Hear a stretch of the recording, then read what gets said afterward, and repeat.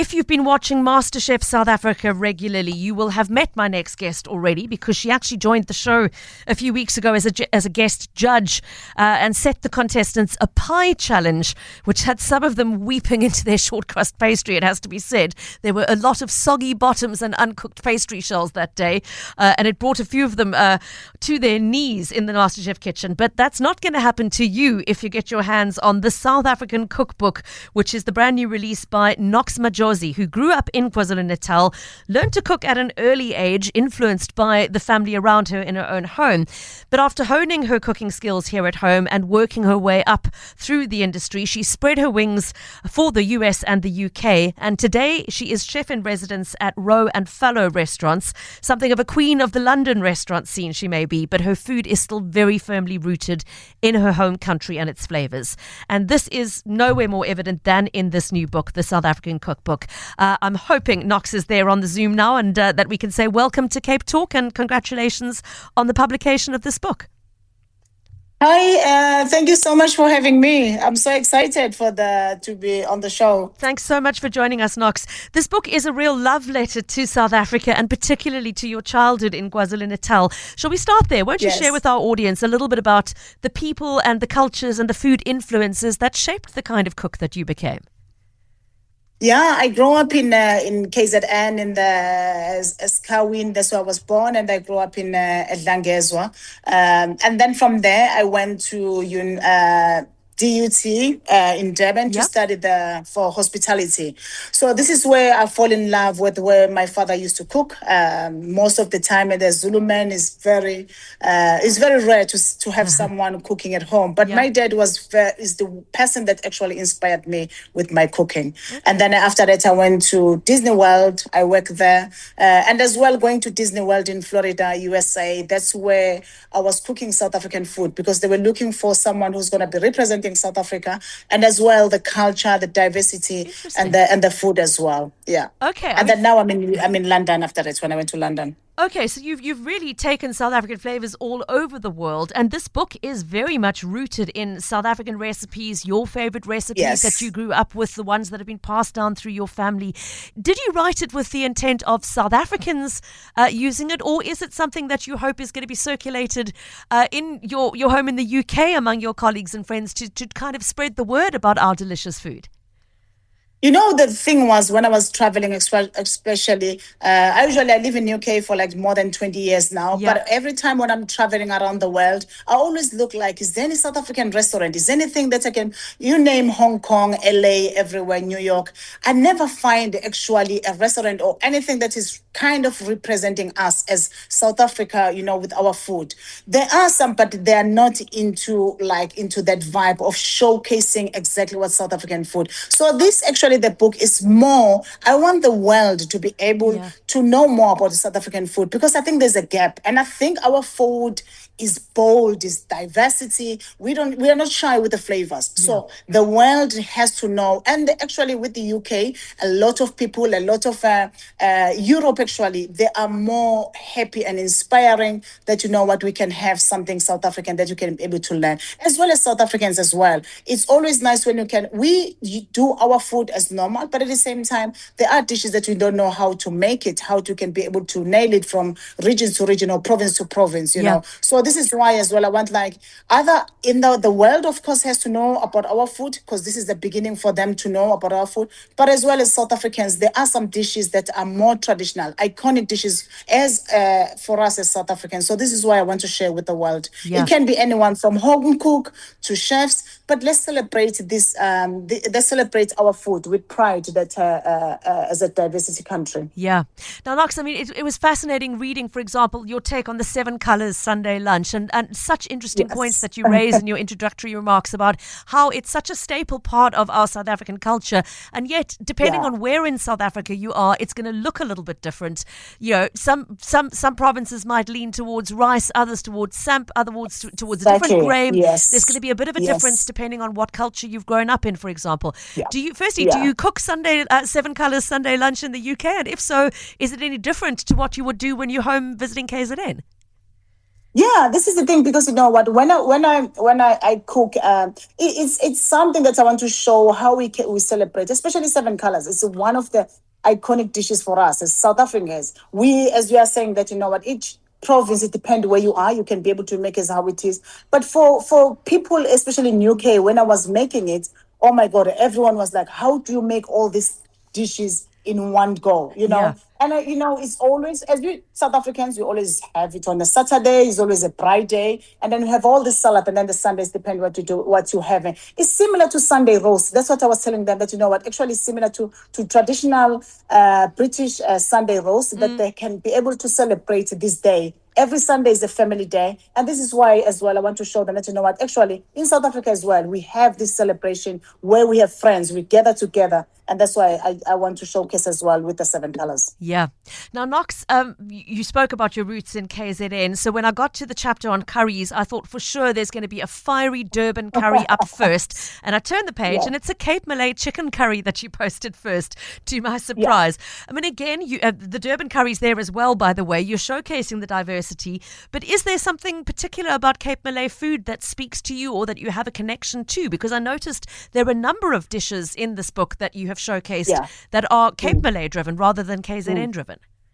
Yeah, you know, the KZN. Yes, we are inspired more about the Indians in KZN. That's where we get our curries and spices from. Yeah. But I just want to show the world more that, you know what, actually we have in Cape Town, where we have Cape Malay. Let's celebrate it, because there's not a lot of talk about them. You know, with their food, how amazing it is. So this is why when I went to Cape Town, it was like a culture shock for me. Where the first time I went there, I was like, why we never talk about this kind of food, the Cape Malay food? Because as well, you're showcasing the Malaysian, and now in London, some of these dishes that we can be able to get in Cape Town. People from Cape Malay, from Indonesia, from Malaysia, sorry, and from Indonesia, there's so much similarities with the ingredients, with the flavors. And that's why when I was like, you know what, I want to showcase that as well, that, you know what, actually we have the Cape Malay in Cape Town. And I just want the world as well to know, as well as South Africans, to educate them that, you know what, actually we have other curry, spices, as beautiful food as well. And when I went to when I went to, what's the city? What's this, Cape Town. with the houses? Yeah. Oh, it's the But Bo-Kaap, yeah? yeah, broke up. When I went there, actually, I was just blown away. I was really like taken. Even some spices as well. I buy them and I take with me when Oh, I'm wow. going back to London. Yeah. Okay. Just for anybody who's coming in midway to this interview, my guest on the line via Zoom is Nokx Majozi, who is a South African grown, very proudly South African grown chef who has traveled the world and for the last 20 years has been cooking in London, including a very significant stint at the Rosewood Hotel in Covent Garden that we'll talk about in just a second, but who has now released the South African Cookbook, a celebration of the flavors of home and the spices of home and the way we cook and eat and celebrate milestones in South Africa. Now, I mentioned the Rosewood Hotel. I think it was over a decade that you spent there, and you were the Yes. head of pies at the Yeah. Rosewood, the legendary head pie maker, I should add, and that was reflected in your recent MasterChef appearance, Nokx. Firstly, I mean, when I read the pie section in this book, I realized your love affair with pies started a long, long time before you got to the UK. It started right here in Yeah. South Africa, and as it does for many of us, with a garage pie after a late night out. Yes. Tell us a little bit more. So, you know, the pies actually, I grew up as well, you know, like when you're going to the table. I love garage pies. So, you know, when my dad used to go to the garage and we buy the pies when we're going to put the petrol. But, you know, it's one of those. And as well, when I was in the uni, there was time when it was, you know, 3 o'clock, 4 o'clock, you know, go to get the pies. It's one of those traditional things that you do as South Africans and celebrate them. So, you know, but when I go abroad, I didn't thought as well. I was like more than 15, 16 years working in the kitchen in one of five-star luxury hotels. I've been working in London. But there was a time when you think like, what is it? What am I doing? What is special about me? And there was a time when I make this pie and I thought, you know what? It was a French pie. I thought, you know what? This is so unique. It's amazing. There's art. There's, you know, it's your therapy. And that's where I start to fall in love with the pies. And from there, I'm starting now to introduce the pies that we have in South Africa, like the pepper steak pie, Yeah. the braai pie, the burger pie. Is all these pies that are very authentic to us as South Africans. And that's why the world is just, especially burger pies, is taken by the storm. The whole world is making this pie, but actually it's our original pie in South Africa. Does it ever taste the same in the UK as it does at 2 o'clock in the morning after a night out in the parking lot of a garage, Nokx? Not the same, actually. I will be honest, it's not the same because in there where I'm working now in the restaurant, I have to elevate it. I have to take it fine, inspired by my roots, heritage in South Africa. But I want to show the world that you know what, actually, from this, what I learned, and as well as a pie maker now, as a head pie maker, what is it that I learned through my journey of making pies, in British empire. So this is where I start to take my original of the burger pie, for example. But how can I elevate it with my experience, with everything? And that's why it's become one of the best things that I've ever seen. Because I want to showcase that from now, this is what we take on it to the world. So if you want to know how to make your burger pie fancy, make it a private school burger pie. The recipe is in the book. So too is the recipe for a peri-peri braai chicken pie, which just had me salivating reading the title alone. And then you've got some of the classics like the traditional steak and kidney pie. But you've also played around with vegetables. There's a vegetarian pie for those who don't eat meat with chickpea and kale and sweet potato. Nokx, it's clear from this book that you are very veggie forward, if I can put it that way. As much as there are chapters on meat and on fish and everything else, you clearly have come from a place where you were thoughtful about building a meal around good vegetables, not necessarily start with a steak and what was going to be put next to it. Do you want to elaborate a little bit? Yeah, you know what? Me growing up as as a Zulu girl growing up, there was no day where there was no meat on the table. I can't remember a day where there was lunch, dinner without the meat. Every day meat was there. But I just want to showcase that actually the vegetables that we eat when it's like a celebration or there's something small gathering of family. Why can't we have those vegetables every day? Because it's part of our tradition. So those vegetables, that's why I tend these vegetables to be something that we're celebrating it, but every day we can have. It's what I learn as well around when I'm cooking around the world and in the kitchens in London, that they always have a meat, but then they always have vegetables. We always have meat and starch, but then we don't have a lot of vegetables every day. That's what you need as well. For our health, it's not the same as how in the old days. Now that everything is changing and we have to change as well as how we eat our food as well. Vegetables are very important. And we can have the meat, but the vegetables play a big role in our bodies. Okay. Nokx, let's also talk a little bit about the fish, because I can't tell you how my heart smiled when I turned the page to find the recipe for an ocean basket platter.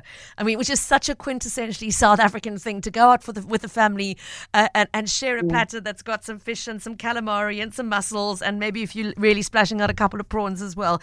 And, to think of somebody who's working in 5-star restaurants in London wanting an ocean basket fish platter for lunch. It really speaks to something that you're missing from home. Yeah, because what you will get either the prawns or the fish or mussels, all separate. That's what you always find when it's mostly I'm traveling or in London as well.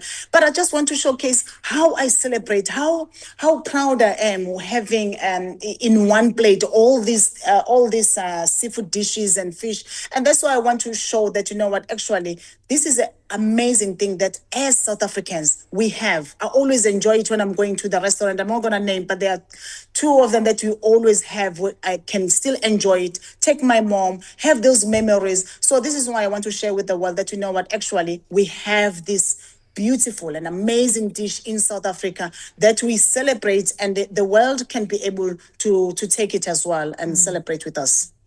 Once again, we're in conversation with Chef Nokx Majozi about the South African Cookbook, which is a brand new release that's just hit the shelves, published by Bloomsbury, and it's being distributed in South Africa by Jonathan Ball Publishers. And you should be able to get your hands on a copy in all good bookstores and online. And if you are wanting to sort of celebrate South African cuisine and to maybe up your skills a little bit in making some of the dishes you've tasted at other people's homes. For example, this is the part where I admit to never actually having made a peppermint crisp tart myself, Nokx. I've eaten many of them over the years at friends' homes, in restaurants, etc., but I've never actually made one myself. And I'm so glad to have your recipe to give it a try, because it's as simple as anything, but the end result is bigger than the sum. The sum of the parts is bigger than the parts themselves. It's just something about the way those elements combine. So there is a traditional peppermint crisp tart. There is a trifle that could have come straight off the table of my Christmases as a child, Nokx. It looks exactly the same as the way my auntie used to make it for us. So let's not forget about the sweet treats. The one thing, though, that I really was excited by, that I've never tried, which is a combination of sweet and spicy, is your recipe for spiced pineapple. And this is obviously a Durban sort of street food snack, which I'd never encountered as a child. For the sake of others who might be listening going, I've never had that either. Won't you tell us a little bit about it? Yeah, so the in KZN actually, we have huge producers for the pineapple. Yeah. And we usually get it from around Fufu, which is a little bit like north coast of KZN. Yeah. And it's always very sweet. And in Durban, when you're in Durban, actually, you always, when you're walking around in Durban, this was used to be the traditional in the old days when you used to come in Durban. And what you'll have inspired by the Indians. They make the spices, masala spices for the mix with the pineapples. Yep. So you cut the pineapples nice and sweet, small, and you roll it in these masala spices for the pineapple. So you have the sweet, you have the spiciness from the outside of the pineapple, and you have the sweetness when you're biting it inside the pineapple. It's just like a marriage that is unbelievable. And that's when we used to walk around walking by the beach, and you're having that pineapple, masala pineapple around there when you're walking along the beach. So it used to be traditional thing. You have the mango achar, you have all these things and you can still get it. Same place I used to get it like 20 years ago is still in the same spots in Durban. Find that one is one of the traditional things when you're walking along the beach, along the beach, and then you're having with your friends, walking around. That's what you need to eat, masala pineapple. Okay, I can't wait to try it. It looks absolutely divine, Nokx. Look, there is everything in this book, from really refined, elegant dishes to things that you're going to put on the braai, to a braai broodjie with good old Mrs. Ball's chutney. It really is a celebration of so much of the way we eat together as South Africans, and so much of so many of the threads that run through different South Africans' upbringing, and it may be slightly different from one province to another and one home to another, but that common thread that runs between them is something that obviously still holds very strong for you, Nokx, and you've done a wonderful job of celebrating it in this book, which really is a love letter to your South African roots. The last thing I want to ask you is which of these dishes you make for yourself when you are missing South Africa, sitting over there in the UK, perhaps in the middle of a cold, grey winter, really missing home. What's the one dish in this book that you would cook for yourself to make yourself feel better? The oxtail for me is always one of the best. I make oxtail and the dombolo, which is like a steamed bread. It's one of those that takes me, on the cold days where I can be able to be comfortable. Like something that comforts and like give you a hug in the terms of the food. Comfort food, that's what I want. Yeah. And as well, to celebrate, oxtail is one food that, it was not like, nobody was just like a cheap man's food. Nobody really was like, when you're eating oxtail, was like, someone who's quite pure, those pure families. But now it's something which is very expensive.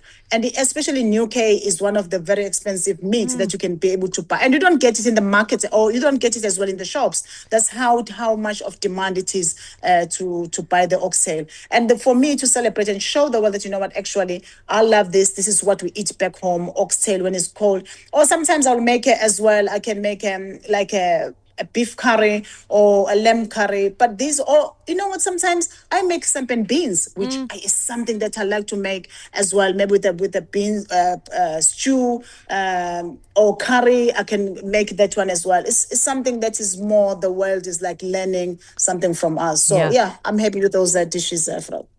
Well, I'm really happy that those in the UK are going to get to learn about our wonderful food and be exposed to more of it. And I'm all equally happy that those of us here in South Africa have received this kind of long distance hug in book form from you. Nokx, it's been a pleasure to have you on the show this afternoon, and we wish you all the best. Thanks for flying our flag so high over there in the UK and for this gorgeous book, The South African Cookbook. Thank you so much for having me, and I'm so looking forward. I'm coming to Cape Town in the coming days, and I'm excited. Well, we look forward to welcoming you back, and I hope it's going to be a delicious trip filled with wonderful food. Chef Nokx Majozi, the author of the South African Cookbook, which is on shelf as we speak and distributed in South Africa by Jonathan Ball.